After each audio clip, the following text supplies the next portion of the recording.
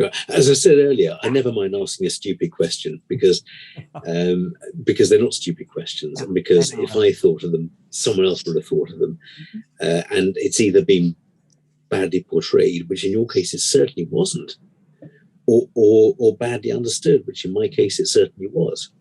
And I feel awful then segueing into the next part, which is you've given us so much information already tonight, but I wonder whether you'd mind giving us one more minute of information. Happily. What do you fancy covering in your 60-second CPD, Anne-Marie? I want to give people a practical tool for how they can disagree with someone. Wow. Because I find in British culture, the hardest thing for people to do is to disagree, and they often think of it as conflict. Again, then. So 60-second CPD, Anne-Marie Aylott on how to disagree with somebody. So one of the best way I know to disagree with people is something that's called an agreement frame. And an agreement frame starts with agreeing with something that the other person is saying, or potentially taking it in a slightly different direction. And I'll give you an example of that as well. So let's say we hear the statement that we hear a lot, vets are in it for the money. Now, that's obviously a statement that we would like to disagree with. So we're going to find something that we can agree with. We're going to put in the word and then we're going to change it afterwards.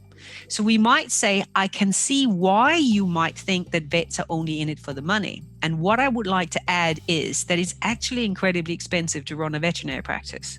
So vets aren't paid as much as you think. And there are lots of vets out there that are paid no more than a human nurse. You could also potentially be asked to do a job that you don't want to do, in which case you might start with the words with, I love that you think I'm Superwoman, and today I won't be able to help you. Thank you. Wow.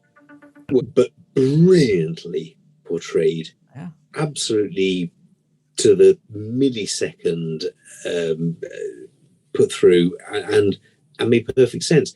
And I will be making notes of that and using it for my next client battle. And answering one of the big conundrums that's affecting our community at the moment in the veterinary community, which is this constant bombardment.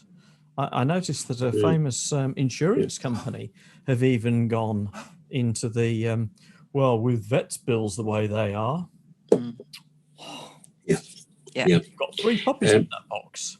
Yeah. Absolutely. If I could just say to the pet owning public, you want us to do these things, we've got to charge you because they're not free. We want to do the best we can.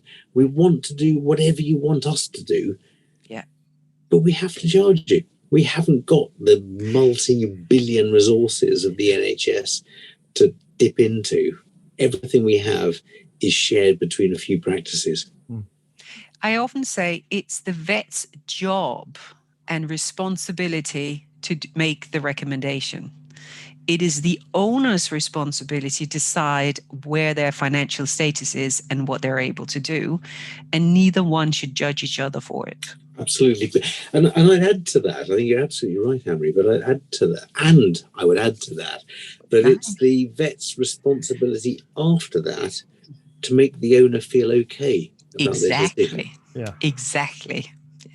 Yeah. Because the very worst thing we can do is to leave the owner thinking, I've made the wrong decision about my pet, the part of my family that I love.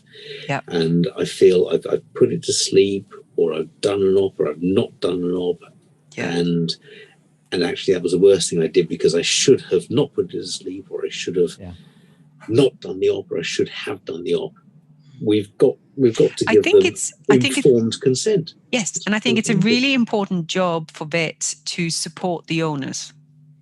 Yes. And to make sure that they don't end up in a bad place from whatever decisions they have to take.